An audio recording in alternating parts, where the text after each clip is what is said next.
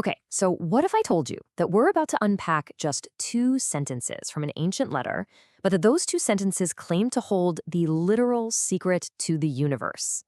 It's a massive claim, I know. So let's dive in and see what's really behind it. So, what are the stakes here, really? Well, the source we're looking at today doesn't treat this like some vague philosophy. No, this is presented as a literal matter of life and death. It's not just about ancient history, it's described as the core mechanics of existence, and how we react to it, well, that has eternal consequences. And that really brings us to the central question for this whole explainer. What is this massive secret? And what on earth does it mean to call it a pillar of truth? As we're about to see, this isn't just a flowery metaphor. It's the absolute foundation for the worldview we're exploring today. Now, before we get to the secret itself, we need a little bit of context. The letter we're talking about, 1 Timothy, was written by the Apostle Paul somewhere around 60 AD. Now, think about that for a second. That's incredibly early. We're talking within a single generation of Jesus' life, a time when eyewitnesses would have still been around. And it's right here that Paul drops this truly radical idea about where you can find God's truth. Okay, this is where things get really interesting, because it completely flips a common idea on its head. When Paul calls the church the house of God, he's not talking about a cathedral or some building made of brick and mortar. The source is crystal clear. This is a living, breathing structure. It's a community of people who are actually described as living stones, with Jesus as the chief cornerstone that holds the whole thing together. So the church isn't a place you visit, it's a people you're a part of.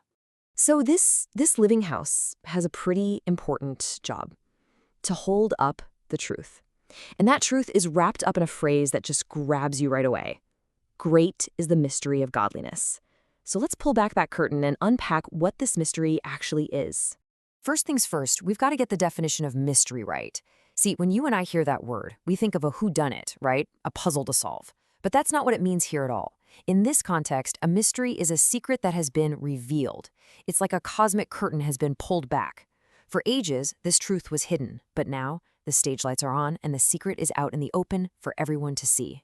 So what was behind that curtain? Well, the source material breaks this great mystery down into 6 distinct parts. Think of them as 6 foundational pillars of this truth.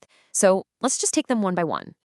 The first pillar is the incarnation. I mean, this is the mind-bending claim that the infinite creator of the universe didn't just send a memo, but actually became one of us, a finite human being. Why the flesh? The source argues that this was absolutely necessary. He had to become one of us in order to save us. But anyone can claim to be divine. So what was the proof? What was the validation? That's our second pillar, justified by the Spirit. Think of it like a cosmic courtroom. When Jesus was executed, the world's verdict was guilty. But the source argues that the Spirit came in and overturned that verdict. And the ultimate vindication, the gavel slam that echoed through eternity, was the resurrection from the dead. And this is where the camera kind of pulls back, way back. Because this wasn't just some human drama playing out on a dusty hill. The third pillar says he was seen by angels. The source really highlights this, that an invisible, supernatural audience was watching the whole thing, not just as casual observers, but as official witnesses to the single most important event in cosmic history. And that incredible scope brilliantly sets up the next plot twist. The fourth pillar is that this message was preached among the Gentiles, that is, the non-Jewish nations. I mean, you have to understand how shocking this was at the time. A message that was widely expected to be exclusively for the Jewish people suddenly broke its cultural containment field and went global. The source presents this as a key piece of evidence for the mystery's power, which leads perfectly to the fifth point. It wasn't just preached globally, it was believed globally. The source actually treats the very existence of worldwide faith as a miracle in and of itself. I mean, think about it. How does a crucified carpenter from a small town in the middle of nowhere end up with a global following that lasts for thousands of years? The source says the very persistence of this faith is part of the evidence that the mystery is real. And finally, the sixth pillar brings the whole thing full circle. He was received up in glory. This is the ascension. He came down to earth in the flesh, and now he goes back up. The source frames this as God the Father's ultimate stamp of approval. It's like saying, mission accomplished, the work is finished.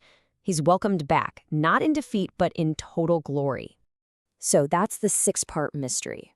God becomes a man, the Spirit proves who he is, angels watch it happen, The whole world hears about it, people actually believe it, and then heaven welcomes them back.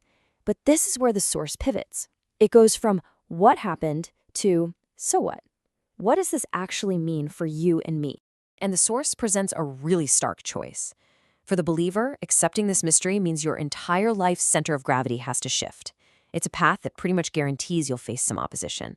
But for the unbeliever, the source describes a state of being, well, oblivious, fundamentally out of alignment with the very fabric of reality.